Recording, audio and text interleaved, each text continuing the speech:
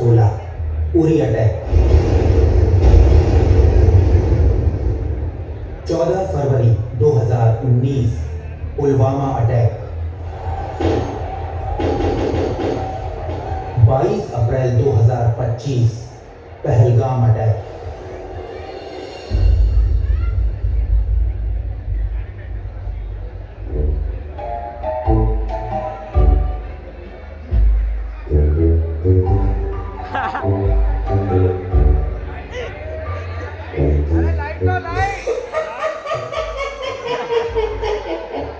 पिछले 78 सालों में हमारे मुल्क ने हिंदुस्तान को तबाह करने के लिए कई हमले किए, बहुत नुकसान पहुंचाया है और ये हमारा कुछ नहीं बिगाड़ पाए।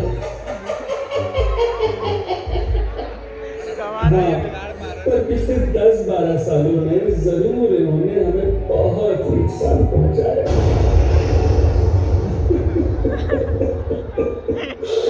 खाने के लिए आटा नहीं मिल रहा भाईजान।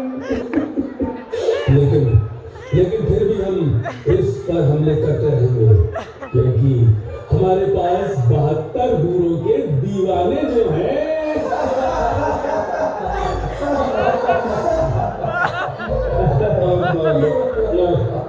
आप लोग हंस क्यों रहे हैं?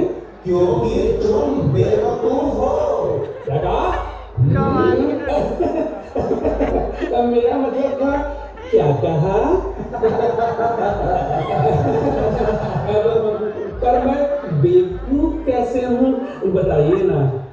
ये जो तुम अभी कह रहे हो ना कि तुम इंडिया को बर्बाद करने के लिए उस पर हमले करते हो, इसीलिए तुम बेवकूफ हो। क्यों? आप सारे मुल्क भी तो कहीं ना कहीं यही चाहते हैं ना? हाँ, चाहते हैं, पर हमारा तरीका बिल्कुल अलग है। हम इनको फिर से गुलाम बनाएंगे। मगर आपके गुलाम?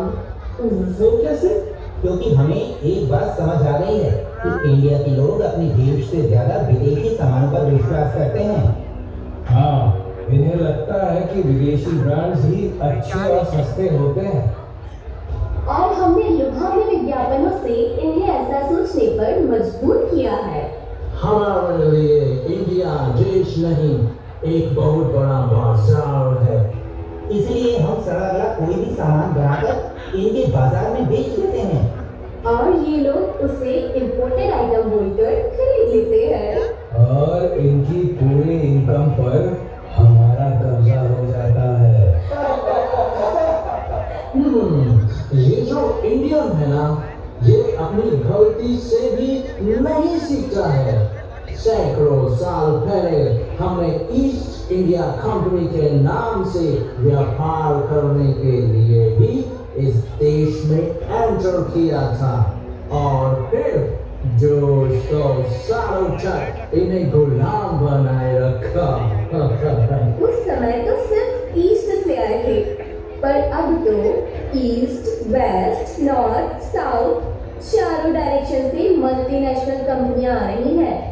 इंडिया में अपना मार्केट बना रही हैं। मतलब अब इंडिया को फिर से गुलाम बनाने से कोई नहीं बचा सकता। तुमको पता है, यदि किसी देश को बर्बाद करना हो तो क्या करना पड़ता है?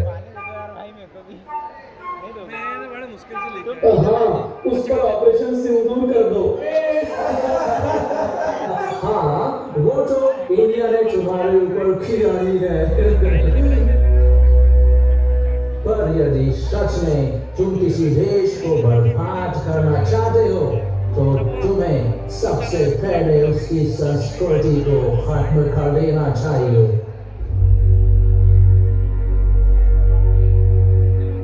वो कैसे?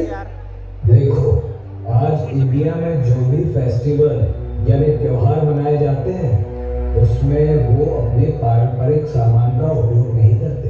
वो हमारे द्वारा बनाए गए सामान खरीदते हैं, चाहे वो बल्ब की झालर हो, पटाखे हो, मूर्तियां हो, सब हमारे देश से आता है। यहाँ तक कि इनके त्योहारों में अब मिठाई नहीं बटती, अब ये हमारी चॉकलेट खरीदने लगे हैं। अरे इनके तो जूते, मोजे, कपड़े, कच्चे बनियान तक विदेशी हैं। यदि हम एक्सपोर्ट ना करें तो ये नंगे घूमेंगे। उन्हें समझ ही नहीं आता कि वो ऐसा करके अपने देश के छोटे दुकानदार, किसान, व्यापारियों को खत्म कर रहे हैं, जो उनकी संस्कृति की रक्षा करते हैं। और एक बार किसी देश की परंपराएं, संस्कृति खत्म हो गई तो उस देश को गुलाम होने से कोई नहीं बचा सकता। पहले हमने इन्हें मुफ्त में चाय पिलाई, फिर जब इन्हें लत लग गई तो महंगे दामों में बेच रहे हैं। हमने कब चाय को इनकी संस्कृति का हिस्सा बना दिया, इन्हें समझ ही नहीं आया। इन्हें फिर से आदत लगवा दो विदेशी सस्ते सामान की, फिर देखना हमारा ये कस्टमर कष्ट से ही मर जाएगा। अरे वाह, ये तो बड़ा अच्छा तरीका है। मुनाफा भी होगा और हमारे लोग भी शहीद नहीं होंगे। अब हम भी ऐसा ही करेंगे। तुम ऐसा नहीं कर पाएगा। क्यों? हम भी अपना सामान हिंदुस्तान में बेचेंगे। पर तुम सामान बनाएगा कैसे? तुम्हारी इकोनॉमी तो हमारे दिए हुए उधार से चल रही है। ये तो ठीक कहा आपने भाईजान, हमारे पास तो आटा खरीदने के लिए भी पैसे नहीं है।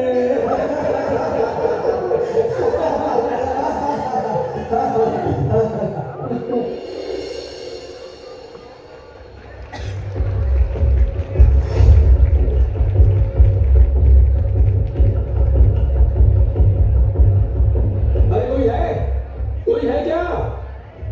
क्यों चिल्ला रहे हो? क्या हुआ? तुम लोगों ने सुना नहीं? अभी कुछ विदेशी लोग हमें गुलाम बनाने की बातें कर रहे थे। गुलाम? क्या कोई हमला करने वाला है? युद्ध होने वाला है क्या? अरे डरो नहीं, अब हमारी सीमाएं सुरक्षित है। हाँ, अब कोई हमारे देश में नहीं हो सकता भाई। अरे तुम लोग समझे नहीं, वो लोग कुछ षड्यंत्र रच रहे हैं। मतलब वो लोग हथियारों से हमला नहीं करने वाले हैं। तो कैसे हमला करेंगे? वो लोग हमारी संस्कृति पर हमला करेंगे। मतलब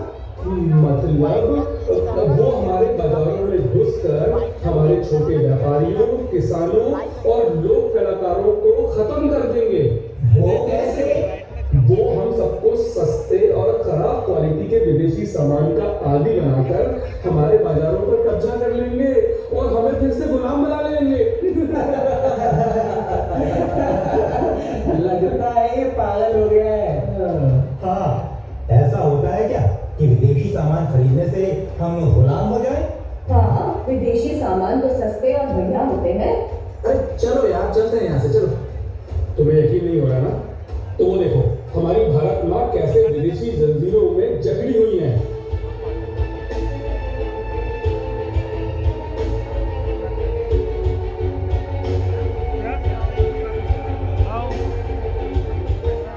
चलो मेरी बात मानो, हम सब मिलकर इसे आजाद करवाते हैं।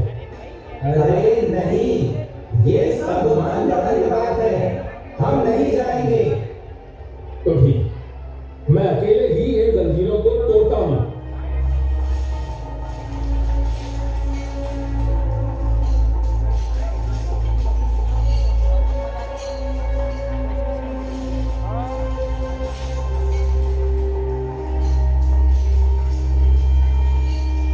मुझे लगता है ये सही कह रहा है, हमें इसकी सहायता करनी चाहिए।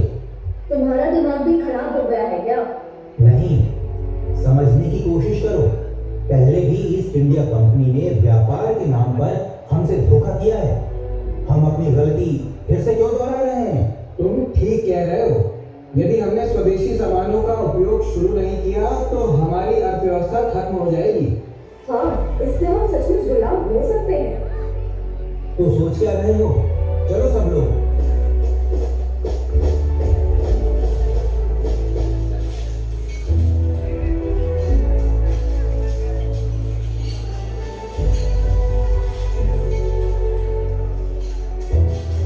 देखा, हम 5 लोगों के प्रयासों से ये जंजीर ढीली पड़ गई। हाँ, सही कह रहे हो।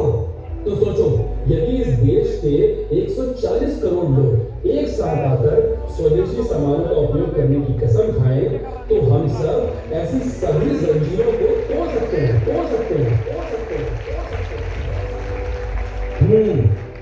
तो बताइए, क्या आप सभी इस आजादी की लड़ाई में हमारा साथ देंगे?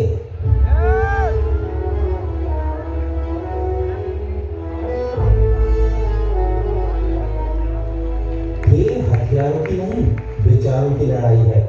इसमें हम अपनी खोती जा रही संस्कृति, गौरवशाली परंपरा और आत्मसम्मान की लड़ाई लड़ेंगे। चलिए हम सब मिलकर आज ये प्रण लेते हैं कि आज से हम सिर्फ और सिर्फ हमारे भारत में बनी वस्तुओं का उपयोग करेंगे और अपने देश को आत्मनिर्भर बनाने में अपना सहयोग प्रदान करेंगे।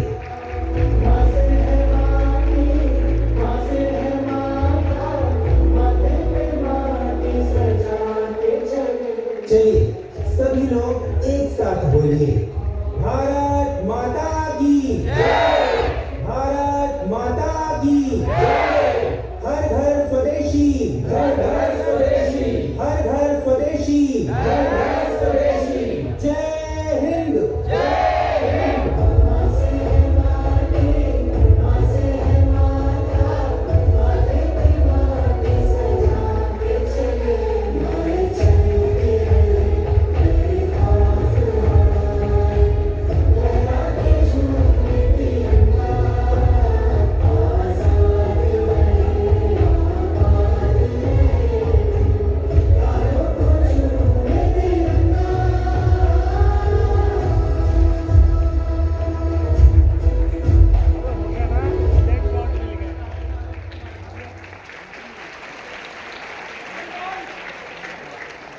बहुत ही अद्भुत प्रस्तुति, नेत्र खोल देने वाला ये नाट्य मंचन हुआ है आज सांसद स्वदेशी मेला 2025 में, जो हमें स्वदेशी अपनाने का परिचय देता है, जो कहता है कि हमारा सम्मान हमारी स्वदेशी उपस्थितियों में ही है और किसी में नहीं।